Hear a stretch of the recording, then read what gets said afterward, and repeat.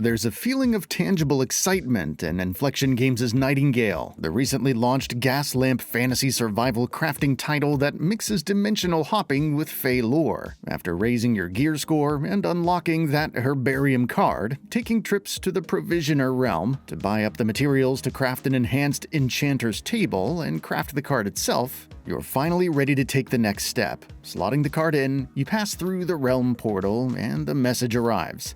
Failed to connect to Nightingale server. Try again, and the message says a network error occurred. After trying yet again, it loaded into the instant before I walked through the portal. Granted, I could now venture into this new realm, but the hype was significantly lessened. Sadly, I was used to these server issues by now, and with Nightingale being online only, simply traveling between realms became a coin toss. Inflection is aware of the same, and will add an offline mode, but it doesn't make the best first impression, especially when so many of its competitors have it from the get-go. However, even with it, Nightingale isn't necessarily about wowing you in the first hour, or even the second. It's somewhat on the slower side, which works pretty well given the aura of mystery and intrigue surrounding its plot and lore. Unfortunately, as you spend more time hopping through realms, the various systems responsible for suspending your disbelief start to show cracks. The story outlines how humanity, now in the Victorian era, forged a relationship with the Fae. Harnessing their magic has allowed for incredible feats, but unfortunately it also seemingly attracted the attention of the Pale, who launches a sudden attack. As an earthen survivor, you take the risk and dive into a realm portal, eventually learning about the fabled city of Nightingale. With all of the established gateways collapsed, you must embrace the Realm Walker life, traveling between worlds and interacting with other survivors, while also dealing with the manipulative Puck to reach it. The city isn't currently in early access, so whether it's truly a haven remains to be seen. Overall, the story starts interesting as you eventually transition from a fleeing refugee and shaken survivor to capable Realm Walker. You meet characters like Wilhelmina Sass, a newspaper reporter with different gossip, and Bass Reeves, a lawman pursuing a thief across the realms. Each has made this life their own in different ways, like embracing the joy of wandering or the thrill of adventure. It's not a large cast, but they're all distinct, despite the utter lack of facial animations. Of course, in terms of voice acting, Mark Warren is undoubtedly the star as Puck. His poetic words belie a borderline duplicitous personality, but his delivery and tone are consistently excellent. The plot can take a bit to get going as you learn the basics of gathering, hunting, crafting, building, and venturing to other realms. There are 3 biomes in early access: swamp, desert, and forest.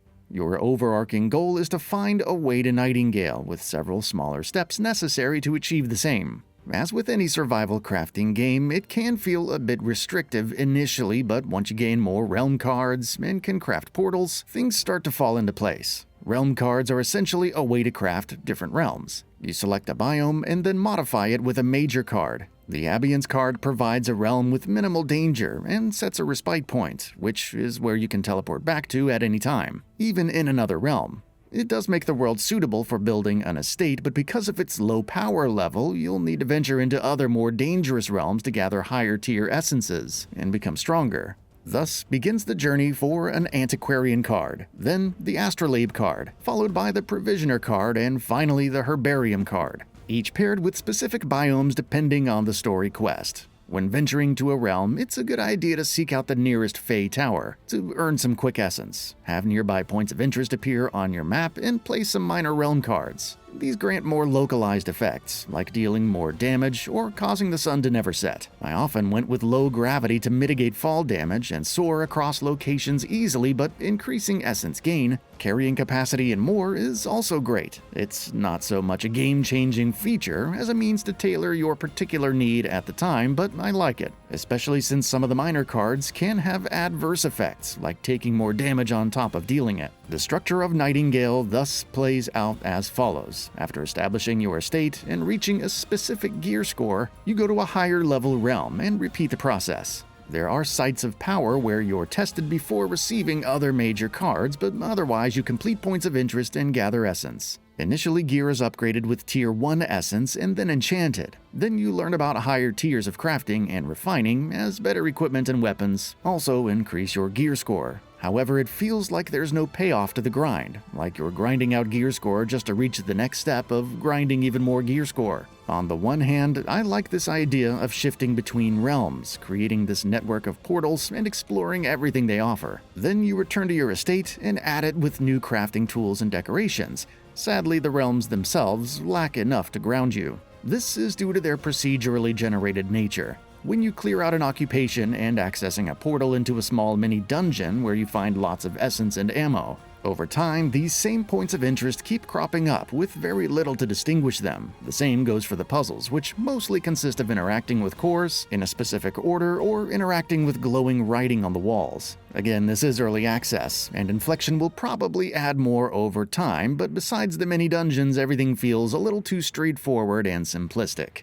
As pretty as some sites can be, they're ethereal and inconsequential as you load up another realm to see the same kinds and farm even more essences to upgrade your gear, purchase materials, etc. Even those with characters important to your progression lack much to distinguish them from your standard biomes in terms of content. It's a shame because the overarching lore and settings are very fascinating. Discovering pieces of hope and reading cards about other survivors or the phase lore is interesting, and their art looks gorgeous. The same goes for discovering mysterious architecture and statues and wanting to learn more about their significance. Compare this to the overarching plot, which starts slow but doesn't increase the tension. There's an air of mystery and magic that could be expanded on further, some secrets or things that provide compelling reasons to explore, and tell you more about the world, which I hope is coming down the line. At least you can discover new recipes and realm cards. The building in Nightingale is solid, not super remarkable, but it follows the blueprint approach, where you place an outline of a structure and then insert resources to build it. Copying and removing structures you build is seamless. There's plenty to unlock, and several players have already begun creating remarkable-looking estates. It's mind-boggling that you can't upgrade your base over time with better materials.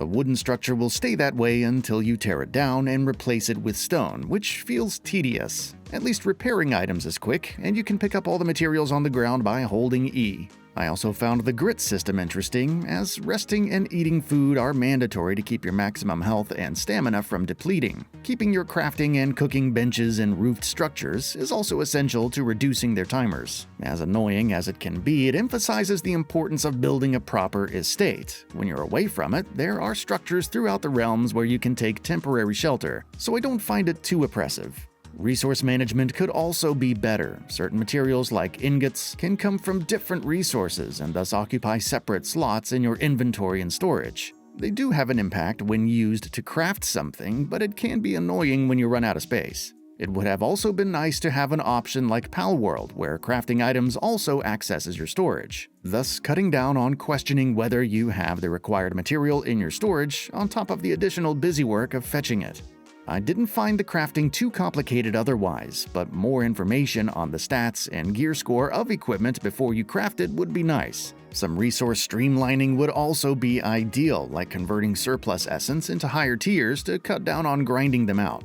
As for combat, it's also very straightforward with ranged and melee weapons available. Wielding a knife lets you hold another item in your offhand and dodge, thus avoiding attacks by stepping back or to the side. However, weapons like the axe can deal more damage, even as they consume more stamina and use both hands. Different enemies are vulnerable to different types of damage, so while automatons won't flinch from an axe strike, a pickaxe to the face can be effective. The Pale's foes have a bit of variety, with the blade-wielding type being more acrobatic, while the Bombardier hangs back and pelts you from afar. Their AI isn't too complex, and they can bumble around occasionally. Nevertheless, fights usually boil down to charging head-on and smacking enemies with melee attacks if you're not firing from afar. Controls feel responsive, especially when weapon switching, but combat lacks that oomph or visceral quality to really stand out. It would probably help if the bosses also had more to them. I didn't dive into the current endgame dungeons at the Watch, so I don't know if they fare any better there. Overall, combat isn't bad, but it is simple to a fault and becomes repetitive over time, especially with how much of it there is and how mechanically shallow it feels, even with the augmentations and infusions thrown in. Outside of server issues, Nightingale has its share of bugs. Perhaps the worst is a soft lock, which prevents a portal from fully manifesting early and requires making a new character. Others include materials seemingly clipping through the world, enemies getting stuck on objects, weird physics and whatnot. There weren't any hard crashes, so I expect the above to be fixed sooner rather than later, hopefully. As it currently stands, the potential of Nightingale is immense. Its story and setting are intriguing, and if your computer can handle it, the visuals and art style are incredible. The overall structure is also unique, with its realm hopping, and being able to apply different effects depending on your needs is cool. However, as unconventional and intriguing as it is, several fundamental systems need further tuning and improvements, to say nothing of the sheer quality of life features required. It isn't a bad experience though. There's this intangible element encouraging the exploration of different realms, even if the combat, gear score, grind, and procedurally generated points of interest start to wear on you. Who knows what the next could hold? Nevertheless, if it wants to be a video game where fun comes in many forms, be it the call to adventure or the pull of narrative mystery, Nightingale needs a lot more time and work. And with that, we reached the end of the video. Have anything to say? Let us know in the comments below. Also, we upload new videos every single day on Gaming Bolt, so please consider subscribing as it really helps us out. Thanks for watching.